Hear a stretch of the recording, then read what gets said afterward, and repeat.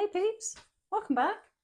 I was thinking to myself the other day, we all know that we're guilty of getting in our own way from time to time, but what's going on when we're actually doing that? What's going on up here? And that's what I really wanted to talk about today. So in today's video, we're going to talk about the 7 mindsets that are holding you back from achieving financial freedom, and more importantly, the actionable steps that you can take to correct course. Welcome back to Retire Smarter, Not Harder, where we work towards financial freedom and creating a retirement that really works for us.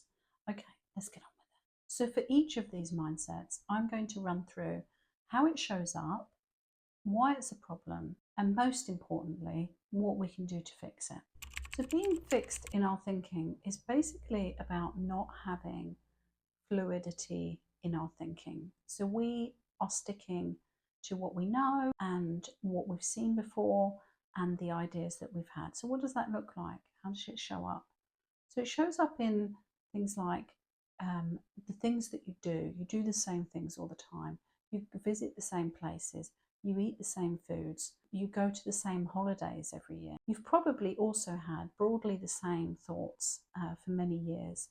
And your ideas, as I say, they haven't changed over time.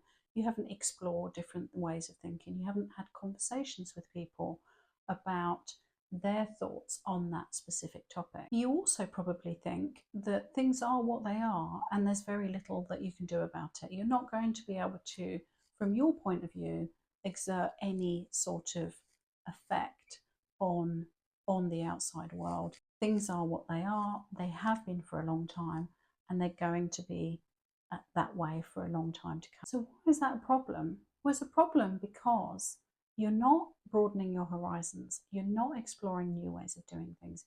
You probably aren't up to date with new technologies. So you're really keeping yourself out of some of the opportunities that could really work for you. And the other thing is, and maybe more importantly, is that you're probably missing out on things that you would love. I can almost guarantee that there are things out there that you haven't yet tried, that you probably don't even know about yet, but that you would absolutely love if you did try. You don't know what you don't know, right? And the problem is that we're in a period when we're trying to plan retirement, trying to plan what life looks like beyond a certain point. If you're specifically if you're trying to retire early, is that this is the time that you need to start exploring new ideas, exploring new ways of living. And without trying those new things, it's going to be very difficult for you to understand what it is that you do like, the ways that you can improve your life, and what is going to really move the needle in terms of living a fulfilling, balanced life that you find rewarding and that you're able to pay your bills, go on those holidays that you want. So how do we fix that problem? So you're going to have to start small.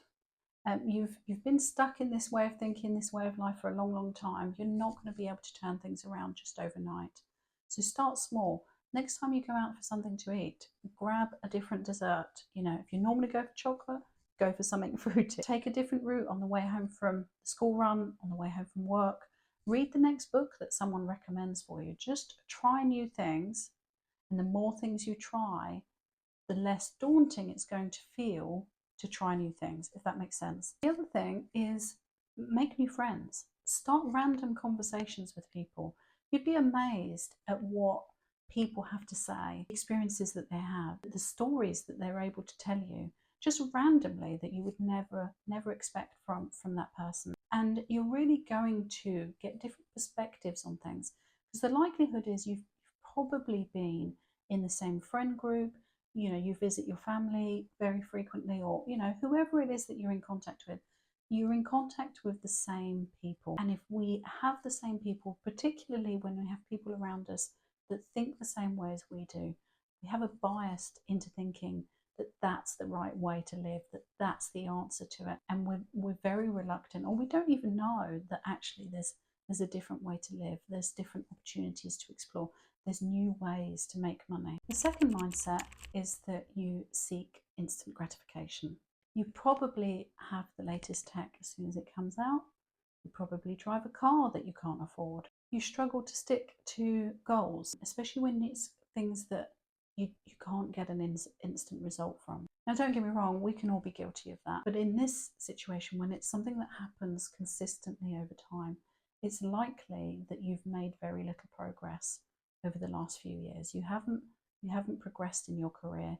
You haven't maybe saved for the things that you wanted to save for. You haven't achieved any goals. You haven't set any goals. So what's the problem with that? Well, I've just mentioned it, haven't I? You're not able to set goals, and therefore you're not able to progress. And it means that without instant success or instant satisfaction, you're continually losing interest in the goals that you set. It's also really counterintuitive as well, because if you think about it, the things that give you instant satisfaction are the exact opposite of the things that you should be doing. So, for example, if you're trying to lose weight, you shouldn't treat yourself or reward yourself, or you book a holiday to escape the job that you really hate instead of upskilling and looking for the job that's going to, that you're going to find fulfilling. So how do we stop that way of thinking? Well, start really thinking about the things that you use to patch holes where only real achievement can fill, and pay attention when the desire for those things comes up. Have a think about what's triggering those thoughts and feelings. There's generally something underneath that. There's generally something about, say, for example, if you are really needing to move work jobs because you're not happy, it's not fulfilling, you feel undervalued, or maybe you're in a toxic environment. Generally speaking, if we're not doing the things that we should be doing, so say, for example, you should be looking for a job, there's probably something underneath that. What is it that you're feeling when you think about looking for a job? What is it that you're thinking or feeling when you're not looking into the investments that you should be making? What is it that you're feeling when you're thinking about contributing towards your pension, but inevitably not doing so? Generally speaking, as I say, there's something underneath all of that. And that feeling is usually you're scared, you don't know, you're frightened that you're going to get it wrong. There's something under there that's preventing you from progressing. The other thing to do is to start setting longer term goals, but don't go crazy here. You need to start itty bitty. So if you're trying to save up for a house, start trying to save £500, let's say, in the next 3 months, or £200, whatever it is. Just something that you feel that you might be able to achieve in an achievable time frame, and just go with it. And then start thinking about, when you're doing that planning, when you're setting that goal, what is it that's going to get me from A to B? So for example, if you're saving money, in what ways am I going to save that money? What am I going to put aside every month? Where am I going to cut back on my budget? Have you even set a budget? If not, then maybe do that. You see what I'm trying to say? But really start small. You're only going for that £500, that £200, whatever it is, and just work towards that goal. And what happens over time when you set these little goals is that you get used to training yourself to look over a longer time horizon. And more importantly, what it feels like when you work towards that goal, and then what it feels like when you finally achieve something. And I'll tell you something, it's really addictive. So that's why I'm saying start small, because you need to get some quick wins in there. And then finally, if you know that you're the kind of person that is seeking instant gratification, find new ways of rewarding yourself, ways that align with the goals that you've set for yourself. So for example, if you know that you should be looking for a job and you need to upskill for that. Now, if you're working towards a specific goal, let's say you've been looking for work, you've updated your CV, maybe say to yourself, well, if I apply for this many jobs, then I can pay for, this specific training. On the topic of instant gratification, I'm not perfect. I loves me a little bit of instant gratification. So if you want to give that little subscribe button a boop, I'd really appreciate it.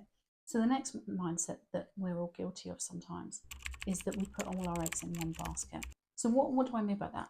It's basically about focusing on just one income, one source of income. Most of us grow up that you go to school, you get a good education, you get a good job, you work for that promotion, blah, blah, blah, blah, blah. So why is that such a problem? Well, not only is that so limiting, but look at the trouble that kind of thinking gets us into. We put up with people and policies that we shouldn't because we feel stuck. We convince ourselves that staying is much safer than going. And not only do we become out of touch with what we could be earning just by changing jobs, but actually we become blind to the other opportunities that might be available to us. You need to start thinking yourself as a business. What resources do you have available to you? And what I mean by that is your skills, your experience, your capacity to learn, your creativity, and how can you use those resources and leverage them to generate revenue? That's what businesses do all the time. And that might be in the form of a job, but it will also be, and should be probably, in the form of side hustles. So start exploring the options that are available to you. I actually have a video coming up in a couple of weeks about just that, about exploring side hustles and what could be available to you. But start researching, read some books. But ultimately, this is like investing. Diversification is what you need to be doing.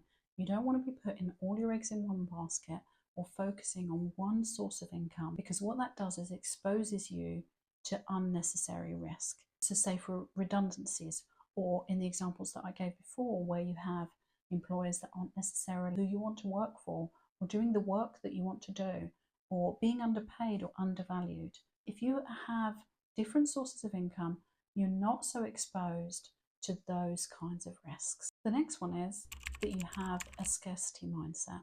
So how does this show up?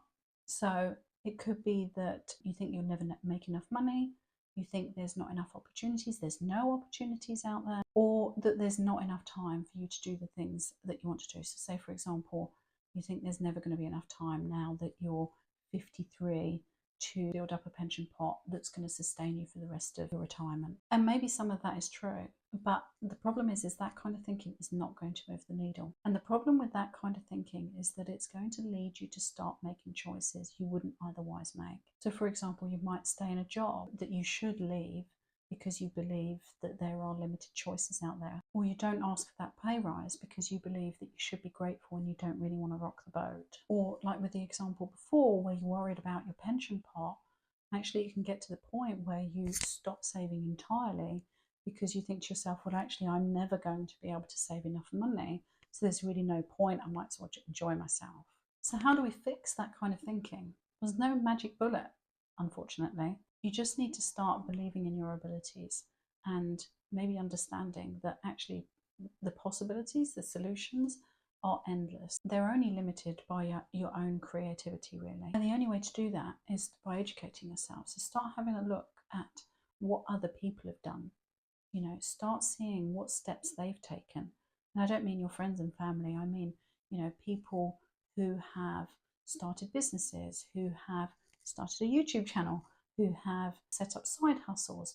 You know, there's plenty of examples just on YouTube alone of people starting new businesses, starting side hustles, you know, looking into investments and having investment portfolios that really start supporting them in later life. And the other thing is to really get to the root of what you're thinking. You know, test how reliable that thinking is. So say, for example, if you believe that there are limited opportunities for you to get a better paying job, test that theory. Go out there, go out to the market and see what jobs are being listed on LinkedIn, say, and match your skills and experience and see how much is being offered and how does that match to what you're getting now. Okay, we're flying through them now.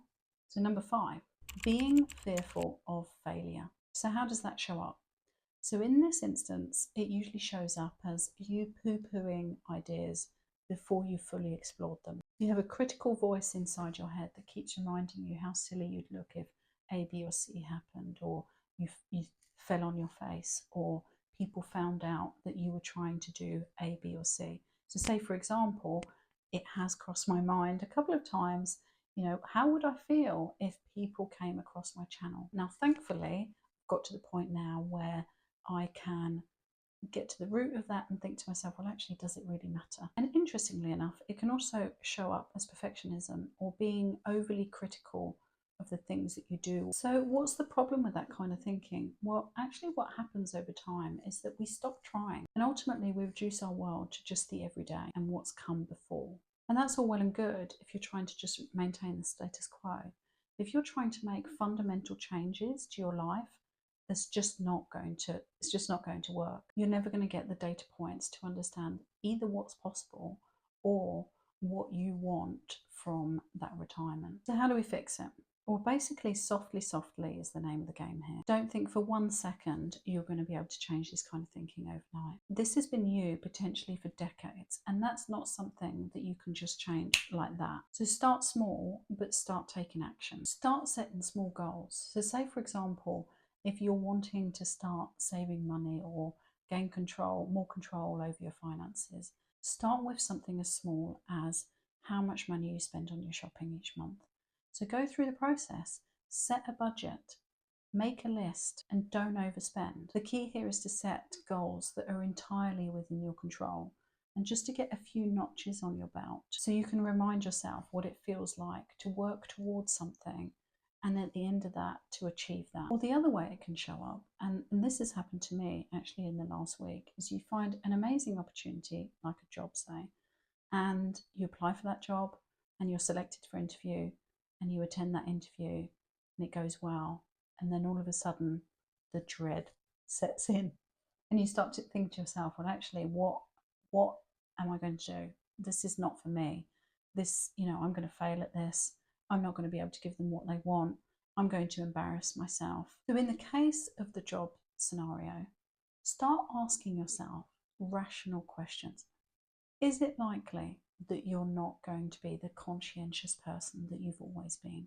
That you're not going to try your hardest to deliver what it is that they're looking for? Have you ever been let go because you've not been suitable for a role? And on the flip side, do you have a history of picking things up, of learning new skills? Do you have a history of going into jobs that you haven't necessarily known all of the things that you needed to do, or all of the systems that you had to use, or all of the processes that they have in place, or all of the policies that they have in place? And then over time, you've worked your way, you've been conscientious, and you've picked up those skills.